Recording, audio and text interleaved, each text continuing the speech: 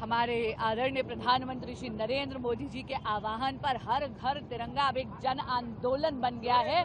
आज हमारे आदरणीय राष्ट्रीय महामंत्री तरुण चुग भाई साहब के सानिध्य में और यहाँ पर नई दिल्ली जिला के युवा मोर्चा ने एक तिरंगा रैली निकाली है, जिसमें सम्मिलित होने का सौभाग्य प्राप्त है।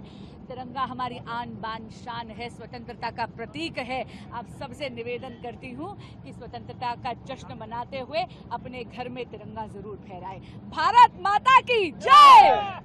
तो अब एक स्वतः सवाल उठता है कि क्या अडानी महाघोटाले की जांच इसलिए नहीं हो रही थी क्योंकि जिसको जांच करनी थी इस रिपोर्ट के अनुसार, इस रिपोर्ट के मुताबिक वो कहीं ना कहीं उसमें संलग्न थी।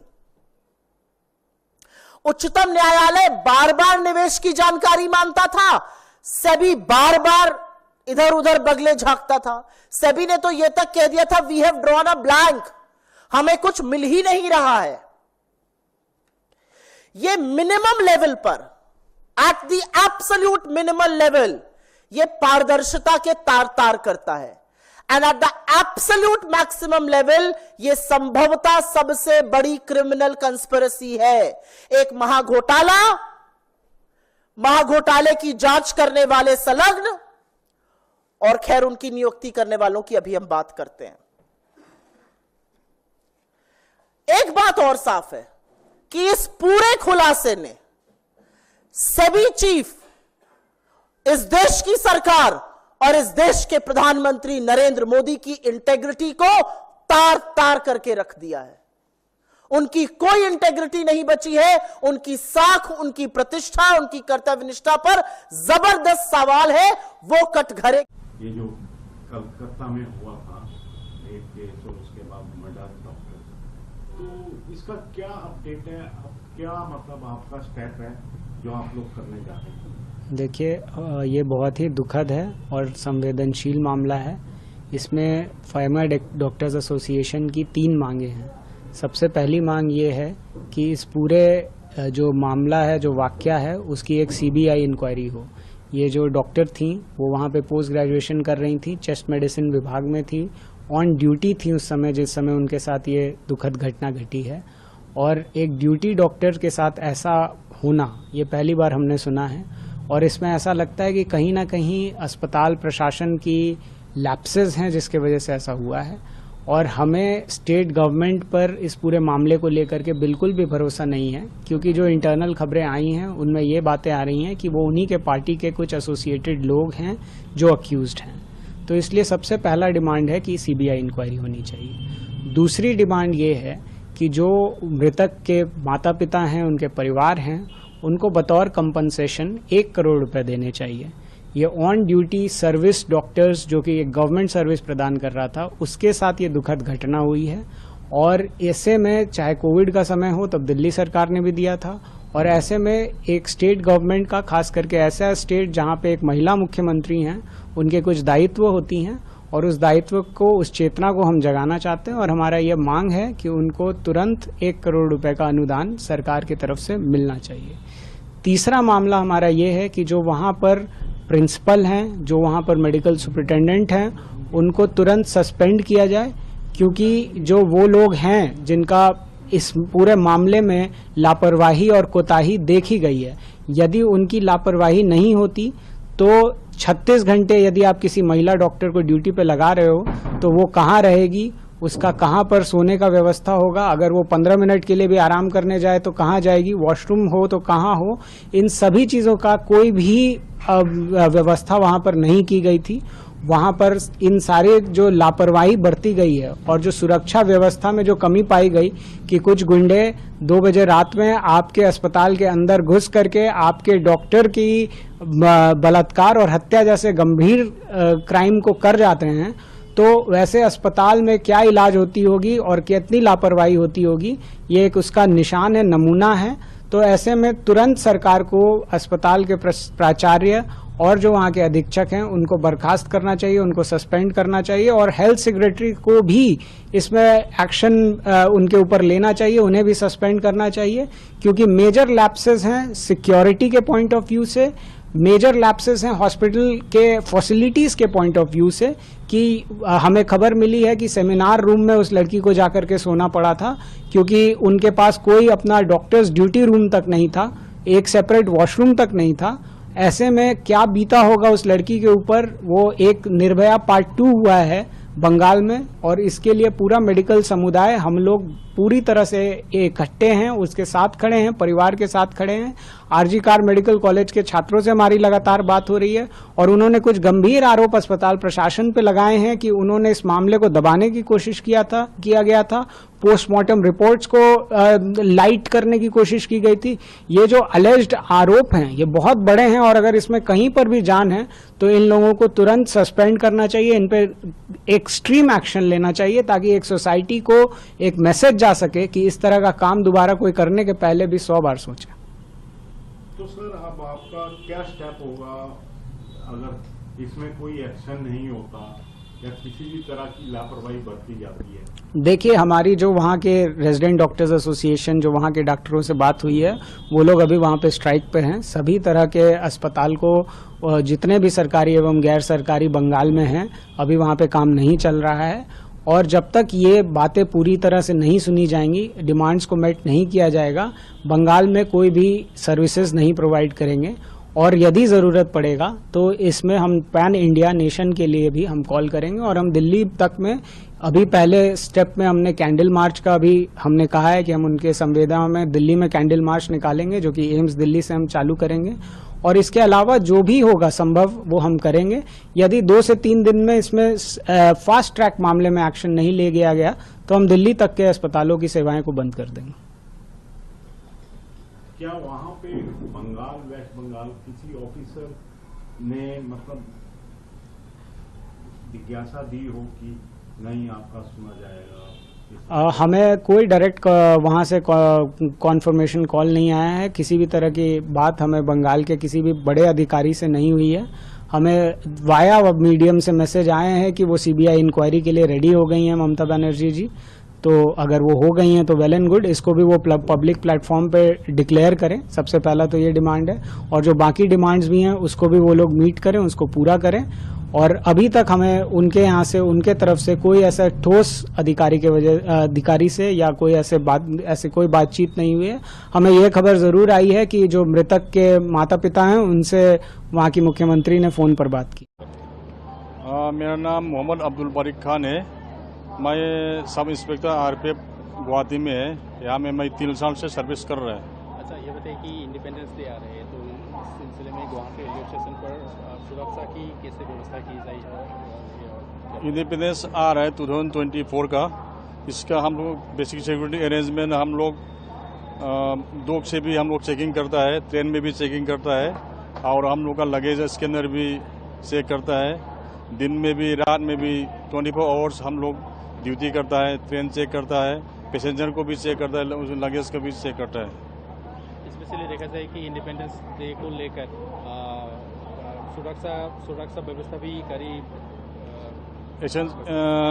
इंडिपेंडेंस को लेकर के, इंडिपेंडेंस 15 अगस्त को लेकर के हम लोग सुरक्षा के लिए एकदम हम लोग ड्यूटी स्टाफ, ड्यूटी ऑफिसर्स और हम लोग का इंस्पेक्टर के अंदर में हम नौकरी करता है और हम लोग पूरा यहाँ में अलर्ट है, हर चीज़ में अलर्ट है। कोई भी किसी भी समय कुछ घटना होने से तुरंत हम लोग उसमें एक्शन टेकन लेने के लिए तैयार भी है और कोई भी चीज़, कोई घटना नहीं होने के लिए हम लोग सिक्योरिटी अरेंजमेंट कर चुका है।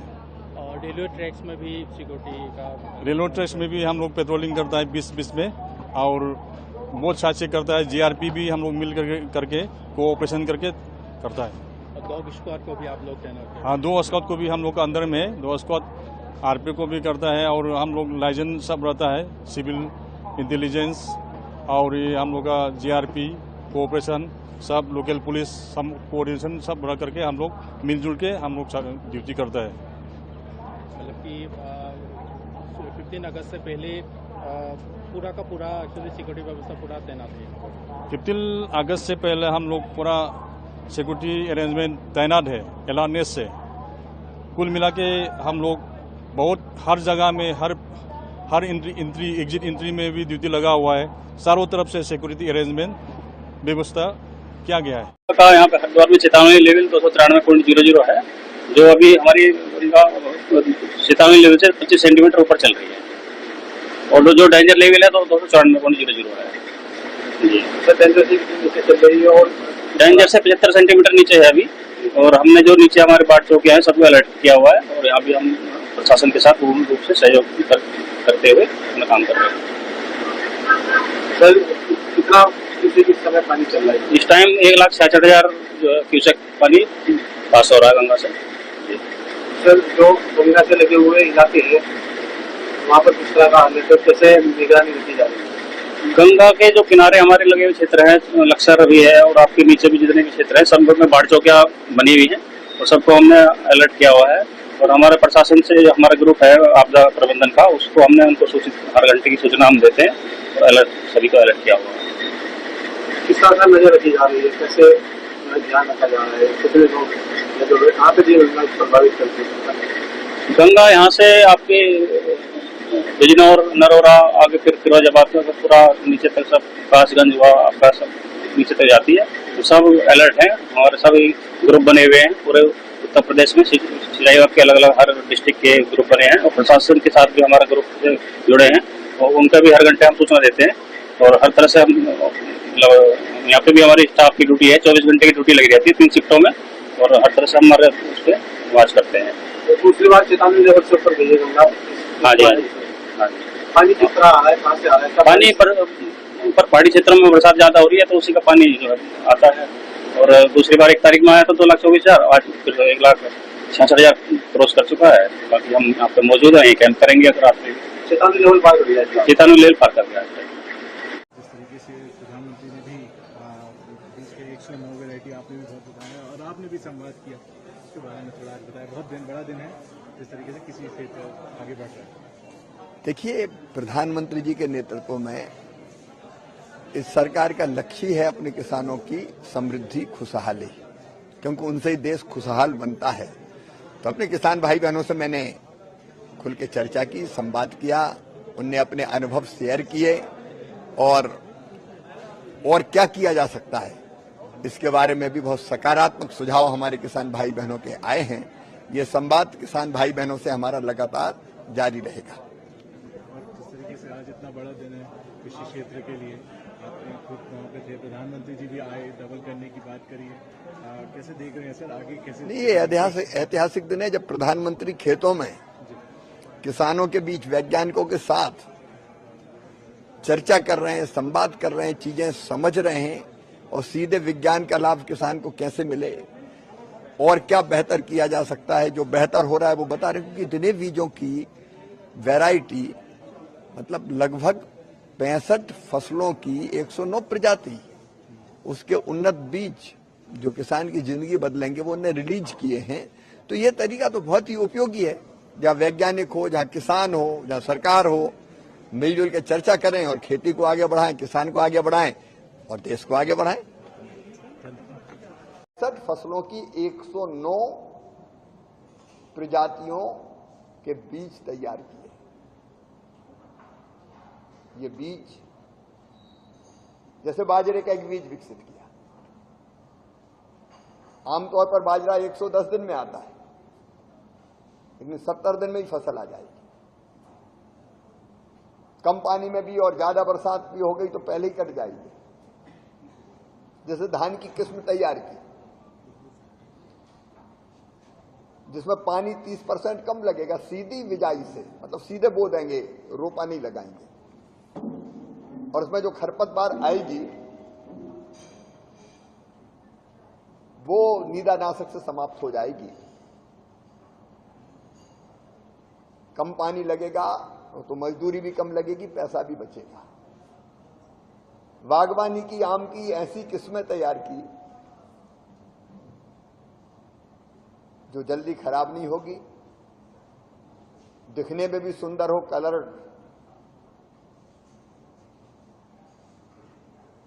स्वादिष्ट भी हो, जिसको हम एक्सपोर्ट भी कर सकें। एक्सपोर्ट हम कर भी रहे हैं।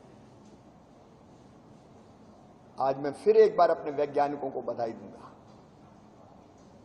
ये 109 नई किस्में किसान की जिंदगी भी बदलेगी, उनकी लाभ को भी बढ़ाएगी और जनता के लिए भी पोषण की दृष्टि से बहुत उपयोगी होगी, हमारे एक्सपोर्ट को भी बढ़ाएगी। और कार्यक्रम ये कोई हाल में नहीं था आज। अक्सर होता है कि ऐसे कार्यक्रम एक बड़े हाल में हो जाते हैं, भाषण होता है, लेकिन प्रधानमंत्री जी का जो सोच था, कार्यक्रम खेतों में करेंगे, किसानों के बीच करेंगे, लैब टू लैंड सीधे जानकारी जानी चाहिए। तो वैज्ञानिक वहां रहेंगे, किसान रहेंगे, प्रधानमंत्री जी और कृषि मंत्री रहेंगे और आपस में चर्चा करेंगे। तो आज का कार्यक्रम ये अद्भुत था। अलग अलग 3 जगहों पर ये 109 प्रजाति प्रधानमंत्री जी ने राष्ट्र को समर्पित की। किसानों के मन में जिज्ञासा थी, उन्हें सवाल पूछे, वैज्ञानिकों ने उत्तर दिए। प्रधानमंत्री जी ने किसानों से भी बात की, वैज्ञानिकों से भी बात की, और यह बात केवल प्रधानमंत्री और वैज्ञानिकों के और किसानों के बीच में नहीं थी। आज ये बात सारे किसानों के बीच जाएगी, तो जो किसान यहां नहीं थे वो समझेंगे कि किस बीज का क्या फायदा है, किस प्रजाति का क्या फायदा है। और सीधे लैब से लैंड तक, मतलब विज्ञान ने जहां प्रयोग किया वैज्ञानिकों ने, उससे सीधे किसान तक जानकारी हमारे किसानों को भी होगी। फिर कुछ सजेशंस भी प्रधानमंत्री जी ने दिए वैज्ञानिकों को भी, और किसानों से भी चर्चा भी। और ऐसे में इस कार्यक्रम में बरखा रानी ने भी अपने रंग दिखाए। तो सही में जो खेती का अनुभव है, खेत में खड़े होके प्रधानमंत्री बाजरे के खेत में गए, प्रधानमंत्री जी भीगते हुए उन्होंने सीधे बिजाई वाली धान देखी, छाता पकड़ के भी खड़े रहे खुद, और पहले तो छाता लेने से इनकार कर दिया। और बागवानी की फसलों के बगीचे में भी उन्होंने भ्रमण किया। ये व्यवहारिक है, भाषण से ये काम नहीं हो सकता था। मैं प्रधानमंत्री जी को धन्यवाद देना चाहता हूं कि उन्होंने इस अद्भुत ढंग से इस कार्यक्रम को संपन्न किया। और हमारा एक ही संकल्प है प्रधानमंत्री जी के नेतृत्व में, हमारे किसान भाइयों की आमदनी बढ़े। उसके लिए वैज्ञानिक कृषि अनुसंधान परिषद नए नए प्रयोग कर रही है। उनको ठीक ढंग से हम नीचे पहुंचा पाए, इसमें हम कोई कसर नहीं छोड़ेंगे। फिर एक बार प्रधानमंत्री जी को धन्यवाद, वैज्ञानिकों को बधाई। कांग्रेस का एक ही काम है, देश में अराजकता फैलाना, देश को विवादित मामलों में उलझाना। प्रधानमंत्री जी एक मशाल लेकर, भारतीय जनता पार्टी का एक एक कार्यकर्ता एक मशाल लेकर देश को विकास और प्रगति के मार्ग पर चला रहा है।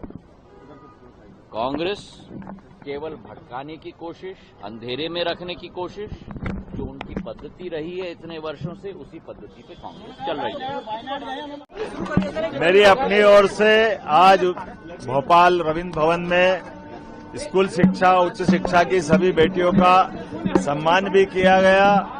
अलग अलग प्रतिभा, कोई एनसीसी, कोई एनएसएस, कोई पढ़ने में, कोई खेलने में, अलग अलग विधाओं की बेटियों का सम्मान करके रक्षाबंधन का जो उत्सव मनाया गया, मुझे इस बात की प्रसन्नता के पूरे प्रदेश के अंदर रक्षाबंधन का उत्सव पूरे जोश खरोश से मनाया जा रहा है। और ऐसे समय में जब हमारी अपनी बेटियों के लिए माननीय प्रधानमंत्री ने 33% का चुनाव में भी आरक्षण की जो घोषणा की, तो वो आनंद और बढ़ गया है। लेकिन ये त्योहार हम सबको, बहन भाइयों के त्योहार आनंद से मनाने का एक मौका भी देते हैं और संस्कृति पे गर्व करने का मौका भी देते हैं। मेरी अपनी ओर से एक बार सबको बधाई, बहुत बहुत धन्यवाद। नॉर्थ ईस्ट राजस्थान में था और दूसरा circulation south east Uttar Pradesh में था। उसके प्रभाव से Rajasthan, Madhya Pradesh, even entire north west India में रेनफॉल एक्टिविटी रहा। ईस्ट राजस्थान में एक्सट्रीमली हैवी रेनफॉल भी रहा, 20 सेंटीमीटर से ज्यादा रहा। अगर आप आज की बात करें, आज जो सर्कुलेशन है वो नॉर्थ ईस्ट राजस्थान में है और दूसरा वाला सर्कुलेशन लेस मार्क हो गया है, लेकिन वहां से लेके जो नॉर्थ ईस्ट राजस्थान से लेके बांग्लादेश में लोअर ट्रोपोस्फेरिक लेवल में, लोअर लेवल में एक ट्रफ बना हुआ है। इसके प्रभाव से हमारा अनुमान है आज भी ईस्ट राजस्थान में वेरी हैवी से ज्यादा रेनफॉल एक्टिविटी हो सकती है, 12 से 19 सेंटीमीटर। इसके अलावा बाकी हिस्से हैं जो Punjab, Haryana, Himachal, Uttarakhand, north eastern state, वहां भी 12 से 20 सेंटीमीटर रेनफॉल एक्टिविटी होने का अनुमान है। लेकिन जो रेनफॉल एक्टिविटी जहां चल रही है ऑलरेडी नॉर्थ ईस्ट राजस्थान में, स्पेसिफिकली ईस्ट राजस्थान में, वहां के लिए आज हमने रेड अलर्ट किया है। हालांकि जो वार्निंग है वो हमारा वेरी हैवी का ही है। इसके अलावा वेस्ट एमपी में वेरी हैवी रेनफॉल का आज हमारा अनुमान है। इसके अलावा साउथ पेनिनसुलर इंडिया में भी रेनफॉल एक्टिविटी हो रहा है। तमिलनाडु, केरला और साउथ इंटीरियर कर्नाटका के लिए भी आने वाले दिनों में हैवी रेनफॉल एक्टिविटी रहेगा। अगर आप दिल्ली की बात करें, जो मानसून ट्रफ है वो भी दिल्ली से गुजर रहा है, उसके प्रभाव से कल भी रेनफॉल एक्टिविटी रहा और आज भी हमारा अनुमान है कि लाइट टू मॉडरेट रेनफॉल आज भी रहेगा कल की तरह, और साथ में कहीं ना कहीं आइसोलेटेड हैवी मीन 6 सेंटीमीटर से ज्यादा भी हो सकता है। और ये कंडीशन कल भी कोई ज्यादा वीक होने वाली नहीं है, इसलिए कल भी हमारा येलो अलर्ट है एनसीआर दिल्ली के लिए। कल भी लाइट टू मॉडरेट रेनफॉल रहने का अनुमान है। आप सबको मालूम है कि माननीय प्रधानमंत्री ये 20 जून को श्रीनगर आए थे, तो योगा डे के अवसर पर, तो उन्होंने उस दिन ही कहा था कि जल्द से जल्द चुनाव होंगे। अभी इलेक्शन कमीशन की पूरी टीम यहां आई थी, पॉलिटिकल पार्टी से, एडमिनिस्ट्रेटिव लोगों से, सभी स्टेक होल्डर से कंसल्टेशन करके वापस गए। चुनाव की तिथि क्या होगी, मुझे लगता है कि ये चुनाव अधिकार चुनाव आयोग का विशेषाधिकार है, और जैसा 5 अगस्त 2019 को देश के गृह मंत्री जी ने संसद में कहा था कि delimitation first, then assembly election, then statehood at appropriate time, उसी सीक्वेंस में चीजें चल रही हैं। जम्मू कश्मीर में विधानसभा के चुनाव मैं उम्मीद करता हूं कि जल्द हो। ख्याली पुलाव पकाने दीजिए, वो ख्याली पुलाव पकाते रहते हैं और वो ख्याली ही पुलाव पकाते रह जाएंगे। उनके जन्म कुंडली में जो उनकी चाहत है वो नहीं लिखा हुआ है। आरक्षण को लेकर वो हमारे आईओए ने सीएस में अपील डाली हुई है और सीएस में ये केस है, तो आज इसका फैसला आना था, अभी वो 13 अगस्त तक के लिए आगे बढ़ा दिया गया। उम्मीद करते हैं कि कुछ अच्छा हो, जिससे हिंदुस्तान के खाते में एक मेडल और जुड़े। 6 मेडल हम अभी तक जीत चुके हैं, जिसमें रेसलिंग में लगातार 5वीं बार हमने मेडल जीतने का काम किया है। अमन शेरावत ने कल ब्रॉन्ज मेडल जीता है।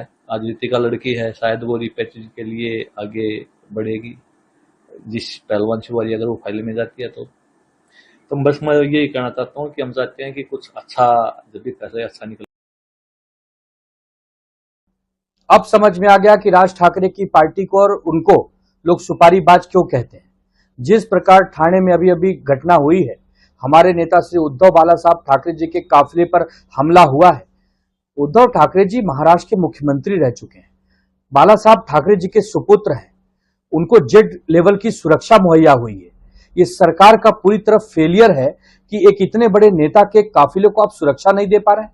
कानून व्यवस्था पूरी तरह ध्वस्त हो गई है। गृह मंत्री जी को इस पर तुरंत इस्तीफा देना चाहिए। देवेंद्र फडणवीस जी की पुलिस, एकनाथ शिंदे की कथित शिवसेना और उनके खुद का वो थाने गृह जिला, अगर वहां ऐसे हमले हो रहे हैं तो इसका मतलब है सुपारी नहीं तो और क्या है। पहले हम सुनते थे कि राज ठाकरे जी और उनकी पार्टी सुपारियां लेते हैं, लेकिन अब तो सीधा खुला हो गया कि भाई आप हमारे एरिया में आइए, हम आप पर हमले करवाएंगे।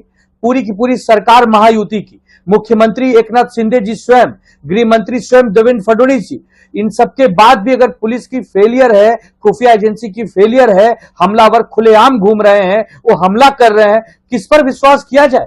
आम इंसान कहां जाएगा? अगर उद्धव ठाकरे जी इतने बड़े नेता सुरक्षित नहीं है राज्य में, तो बताइए ना कि हम सब आप सब कहां जाएं? इसके लिए महाराष्ट्र नवनिर्माण सेना को आप लोग सत्ता देना चाहते हैं, इसके लिए 200-250 सीटें लड़ना चाहते हैं, ये अराजकता फैलाना चाहते हैं। ऐसे लोगों पर कठोर से कठोर कार्रवाई होनी चाहिए और देवेंद्र फडणवीस जी को इस्तीफा देना चाहिए।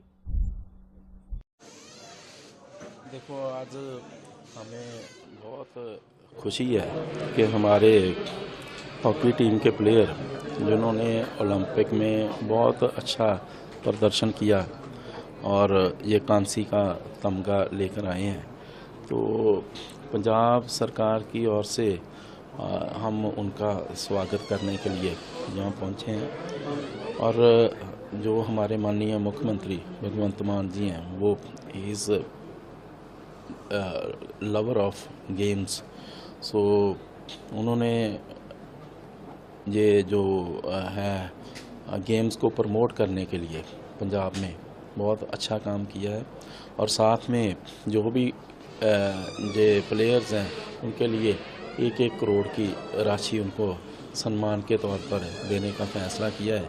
सो मैं समझता हूँ कि आज का दिन पूरे हमारे अमृतसर डिस्ट्रिक्ट के लिए, क्योंकि हमारे अमृतसर के जो प्लेयर्स हैं और पंजाब के लिए और पूरे भारत के लिए बहुत ही महत्वपूर्ण दिन है और हम उनका स्वागत करने के लिए यहाँ पर मौजूद हैं। अब जो है खड़े होना शुरू हो जाएंगे। दूध का दूध, पानी का पानी अपने आप हो गया। भारत सरकार ने कोई विशेष जांच की तरफ ध्यान नहीं दिया था। हिंडनबर्ग ने ही एक और रिपोर्ट निकाली जिसमें सेबी चीफ माधवी बुच और उनके पति धवल बुच के सारे कारनामे सबके सामने आ गए।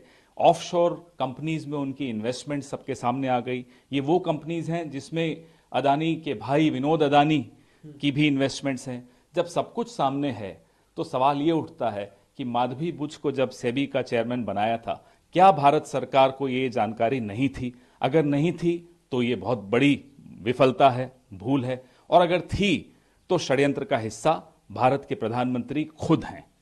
सर, क्योंकि सेबी ने पहले क्या क्लीन चिट दी, अब सेबी चीफ को ही अब आप बताइए, आप अपने घर की रक्षा के लिए एक चौकीदार रखते हैं, तो क्या उस चौकीदार पे एक और चौकीदार रखेंगे? तभी तो राहुल गांधी ने कहा था उस वक्त चौकीदार चोर है। साबित हुआ या नहीं हुआ? सर, क्योंकि जब ये रिपोर्ट आई तो सेबी चीफ की तरफ से, उनके हस्बैंड की तरफ से स्पष्टीकरण दिया, कैरेक्टर असैसिनेशन की बात कही उन्होंने। कागज सबके सामने है, उसका जवाब दीजिए। क्या ये ऑफशोर कंपनीज में उनकी इन्वेस्टमेंट्स थी या नहीं थी? ये तो सबके सामने है ना, हाँ या ना का जवाब है। ये तो हम सेबी चीफ से भी कोई सवाल नहीं पूछ रहे, हम गौतम अदानी से भी कोई सवाल नहीं पूछ रहे, हम देश के प्रधानमंत्री से सवाल पूछ रहे हैं। क्या आपकी सरकार, जो कि बड़ी मुस्तैद मानती है अपने आप को, क्या उसको ये जानकारी थी या नहीं थी? ये जॉइंट पार्लियामेंट्री कमेटी से कम में कुछ नहीं मिलेगा। जेपीसी होनी चाहिए, उसी से इन तमाम सवालों का जवाब मिलेगा। Our respected former director is here, Dr. Rai is here, and he was the president of that Tripura chapter Hemophilia association, most probably. So that time we had to procure this factor 8 from outside. Very difficult task. It was an Herculean task. Still I can remember I was also one of the members. Patient used to come to us for treatment, as because you know I am a oral and maxillofacial surgeon, so he used to come to us for treatment. Without factor, it was very difficult for us to treat or to operate the patient. So anyway, this chapter, through this chapter, we had to procure this factor from outside. This factor 8. Now the time has changed. Northeast Hemophilia Consortium now was created on 4th August 2017 with the aim to bring together leading experts, healthcare professionals, researchers in the field of hemophilia to discuss the latest advancements, share insights and foster collaboration. और मेरा मानना है कि माननीय प्रधानमंत्री नरेंद्र मोदी जी ने अपनी पूरी सरकार के काम को एक प्रकार से राम राज्य के दृष्टिकोण से चलाने का जो संकल्प लिया है और गत 10 वर्षों में अन्य योजनाओं द्वारा, जैसे डिजिटल तुलसीदास के रामचरितमानस का लॉन्च 2015 में हुआ, कई सारे कल्चरल या धार्मिक स्थल जो तुलसीदास जी के साथ जुड़े हुए हैं उन सबको डेवलप किया गया। इसी प्रकार से पोस्टल स्टैम्प बनाया गया प्रभु श्री राम जी के ऊपर। मानस मंदिर तुलसीदास जी का, उसको पुनर्वास करके उसको अच्छा बनाया गया। प्रधानमंत्री जी मानते हैं कि विकास भी चाहिए देश में और विरासत भी चाहिए, दोनों का कोई अंतर विरोध नहीं। हमारे लिए सौभाग्य की बात है, सावन के महीने में बहनें कहां कहां से आई। ऐसा लग रहा मैं कुंभ की नगरी से आता हूं, उज्जैन तो कुंभ है। आज बहनों का कुंभ हो गया उज्जैन के बजाय विजयपुर में। आप सबको प्रणाम करता हूं, आप सबको धन्यवाद देता हूं। ये जनसैलाब, आपकी यहां उपस्थिति, ये 2 कारण से बहुत महत्व रखती है। एक कारण हमारे अपने समाज में, हमारे अपने संस्कार में त्योहारों को साथ में मनाने का जो आनंद है, अपने घर में तो सब मना लेते हैं, लेकिन सामूहिकता के साथ जो त्योहार मनते हैं उन त्योहार का आनंद अलग होता है। और त्योहार तो कहते हैं हमारे यहाँ कि 12 महीना और 13 त्योहार, क्या होली, क्या दिवाली, इन त्योहारों का अपना मजा है। लेकिन सावन के महीने में सबसे ज्यादा आनंद अगर आता है तो रक्षाबंधन का आता है। यह त्योहारों का राजा होता है। इस त्योहार से किसी की कोई तुलना नहीं हो सकती, कोई होड़ नहीं हो सकती। और त्योहार में तो और आनंद आ गया। आज जब यहां पे 1,29,00,000 बहनों के खाते में 1250 रुपए तो आपके गए खाते में लाडली बहनों के लिए, लेकिन आज 250 रुपए की राशि 1,897 करोड़, लगभग 2,000 करोड़ में थोड़ा ही कम पड़ रहा है। जोरदार ताली बजाओ, बहनों के खाते में सिंगल क्लिक से यहीं से गए हैं। रक्षाबंधन तो 19 तारीख को है, लेकिन 19 तारीख के रक्षाबंधन के पहले आज जो 250 रुपए दिए हैं, पैसे का सवाल नहीं है, लेकिन मुझे इस बात की गारंटी है, नारी सशक्तिकरण के दिशा में हमारी सरकार ने जो निर्णय किया है, इस निर्णय से पूरे प्रदेश में एक बार माहौल बदला है। हमारे यशस्वी प्रधानमंत्री के लिए की है, उसने ऐलान किया है कि वो संन्यास लेगी। आप क्या उम्मीद करते हैं? देखिए, मैं बताता हूँ भाई, आने के बाद में विनेश, हम उसको जो है देखो, जिसका कोई जो इतना बड़ा जो हादसा हो जाता है, जो गोल्ड मेडल से वंचित रहेगी, और सिल्वर मेडल के लिए हम जो भारत सरकार फेडरेशन पूरा कोशिश करी है, तो अब हमें आस उम्मीद है एक सिल्वर मेडल जो है हर एक भारतवासी 140 करोड़ लोगों की यही इच्छा है भाई, हमें गोल्ड से तो वंचित रहेगी, लेकिन हमें सिल्वर मेडल हमें मिलना चाहिए। तो भगवान उनकी जो दवाएं हैं उनकी पूरी करेगा। मुझे न्यायालय पर पूरा विश्वास है, जो है इसमें सही फैसला देगा। और विनेश का जो रहा वो संन्यास का, हम पूरा प्रयास करेंगे, परिवार के मिलके, रिश्तेदार मिलकर के, हम जो उसको दोबारा 2028 ओलंपिक के लिए लड़ने के लिए हमारी पूरी कोशिश होगी, उसको मनाने की और लड़ाने की। ये हमारा फैसला आएगा। 24 घंटे भी नहीं बचे हैं। देखिए, हमने 3 दिन वो इंतजार करते हैं, चाहे 6 बजे कल आए या परसों आए, चाहे 15 दिन ले जाए, हमें जो है वो खुशी का जो दिल मिलना चाहिए। जो 140 करोड़ भारतवासियों का जो है जो सिल्वर मेडल के लिए जो कर रहे हैं, हमें कभी आए, हम जो खुश हैं। ठीक है। बनारस आते ही बाबा विश्वनाथ भी गए, घर पे भी मम्मी को भी मेडल एक तरीके से सम्मान पहनाए। क्या कहना चाहेंगे, किस तरीके की फीलिंग है? और सबसे बड़ी बात होती है जब आप अपने घर पे आते हैं, आपको इतना प्यार और सम्मान मिलता है, जाहिर सी बहुत मतलब खुशी की माहौल होता है। और सबसे बड़ी उससे पहले मैं ये कहना चाहूँगा, जब आप देश के लिए जब भी मेडल जीतते हैं और आपको देश के लिए कुछ करने का मौका मिलता है तो वो एक बहुत ही बड़ी बात है और हम इसके लिए सौभाग्यशाली भी हैं। और उससे बड़ी बात मैं ये बोलूँगा कि अगर बनारस जैसे जगह से निकल के आप ओलंपिक्स खेलते हैं, खेलने हमारे यहाँ तो बस ये मेंटालिटी थी कि खेल लिया तो ओलंपियन हो गए, तो लेकिन खेले आप अपने लिए, लेकिन अगर आप जब देश के लिए मेडल लेके आते हैं तो एक बहुत अलग चीज़ होती है, क्योंकि आप कंट्रीब्यूट किए हैं। फिर ऐसा नहीं कि लोगों ने पहले कोशिश नहीं की, कोशिश करते हैं लेकिन होता है कभी कभी नहीं हो पाते हैं। तभी जैसे मैंने पहले बोला था कि लूज़र कोई नहीं होता है, या तो विनर होता है या तो लर्नर होता है, तो वही बात है। और ये बड़ी खुशी की बात है और बाबा विश्वनाथ के में बड़ी श्रद्धा है मेरी, मैं बहुत ही मतलब बिलीव रखता हूँ। लास्ट टाइम भी जब मैं आया था तो यही था कि मैं बाबा के पास सीधा डायरेक्टली लेके जाऊँगा, घर पे मैं नहीं रुकता, सीधे इसलिए जाता हूँ वहाँ पे। और इस बार भी ओलंपिक जाने से पहले मैं दर्शन करके गया, तो ये सोचा था बाबा इस बार भी अगर आ जाए तो इतिहास हो जाएगा और हॉकी के अध्याय में मतलब एक कड़ी और जुड़ जाएगी। हाँ, 2 बार बैक टू बैक मेडल लेने के आना और उसमें अपना एक कंट्रीब्यूशन देना और एक इतिहास का पार्ट बनना एक बड़ी बात है। उससे भी ज़्यादा मुझे खुशी इस बात की है कि हॉकी के बारे में हम लोग सुनते थे कि गोल्डन ईरा है, लेकिन जब आप हॉकी के गोल्डन ईरा के बारे में सुनते थे और आकर आपको प्रेजेंट में करने का मौका मिलता है, इससे बड़ी बात नहीं। क्योंकि पहले लोग सुनते थे, आज लोग देख रहे हैं। और आगे चल के मैं पूरे बिलीव के साथ ये बोल सकता हूँ, जिस हिसाब से हमारी गवर्नमेंट ऑफ इंडिया, पीएम साहब जितना हम लोगों को जब भी जाने से पहले मोटिवेट करते हैं, जब भी मेडल लगता है या कोई कुछ को लूज बातचीत भी करते हैं, तो एक अलग सा मनोबल मिलता है। उसके साथ ही साथ मैं ये कहूँगा कि स्पोर्ट्स मिनिस्ट्री और साइड टॉप्स, क्योंकि जहाँ पे हम प्रैक्टिस करते हैं हमें जब फैसिलिटीज़ मिलती है तो और अच्छी बात होती है। और सारे के सारे प्लेयर्स को, न केवल हॉकी, मतलब मैं सारे प्लेयर्स की बात करूँ तो जो स्पोर्ट्स की मुहिम होती है, जो उनको स्पोर्ट्स में इस टाइम फैसिलिटीज़ मिल रही है, वो बहुत ही काबिल तारीफ है। इसी की वजह से मेडल आ भी रहे हैं। पहले प्लेयरों का कोई कंप्लेंट नहीं, आप देखोगे कोई प्लेयर में कभी ये कंप्लेंट नहीं आता है कि नहीं हमें ये चीज़ नहीं मिल रही है। और उससे बड़ी बात मैं ये भी बोलूँगा कि स्टेट गवर्नमेंट्स जो हैं, मेरी यूपी गवर्नमेंट, तो मैं अपने माननीय मुख्यमंत्री जी का जितना धन्यवाद करूँ उतना कम है कि जब से उन्होंने कहा पदक लाओ, मतलब पैसा और पदक दोनों मिल रहा है, पद मिल रहा है, तो आपको और क्या चाहिए, आपको बस खेलना है, दिल खोल के खेलिए। सरकार, राज्य सरकार सब आपके साथ है।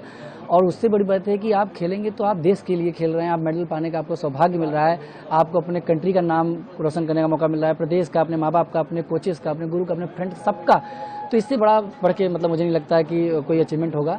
और मुझे खुशी इस बात की है कि थोड़ा सा हम लोग चूक गए गोल्ड से, क्योंकि वो मलाल रहेगा। क्योंकि हम जब गए थे तो सबको पता था कि नहीं हम गोल्ड के लिए जा रहे हैं, क्योंकि जिस हिसाब से इस बार इंडियन हॉकी खेली है, सबने तारीफ किया है, सबने अप्रिशिएट किया, सारे रिकॉर्ड टूटे हैं, 10 प्लेयर से क्वार्टर फाइनल जीते हैं हम लोग। उसके बाद प्लस देखा जाए तो सबने ये बात के लिए अप्रिशिएट किया। उसके बाद ऑस्ट्रेलिया को हराया इतने सालों में पहली बार। और उससे बड़ी बात ये थी कि बैक टू बैक ओलंपिक्स में मेडल लेके आना। तो लोग जो सोचते थे कि अरे ओलंपिक्स में मेडल आ जाए, अब लोग कहते भी हैं कि नहीं मेडल आएगा ही आएगा। तो वो जो सोच बदला है, हमें वही चाहिए, विश्वास। हाँ, पहले भी था, ऐसा नहीं कि पहले के लोग नहीं मेहनत किए, सब करते थे, लेकिन दौर होता है चेंज, इसीलिए बोलते हैं कि हर चीज टूटती है, रिकॉर्ड भी ब्रेक होते हैं टूटने के लिए और बैरियर भी होते हैं तोड़ने के लिए। Serious matters. I am not aware of the details, but I think obviously any such allegations must be answered satisfactorily or investigated. Can't leave these things hanging out there and casting a cloud on the integrity of our system. So it's important that either a satisfactory explanation is given by the people accused or there should be an investigation.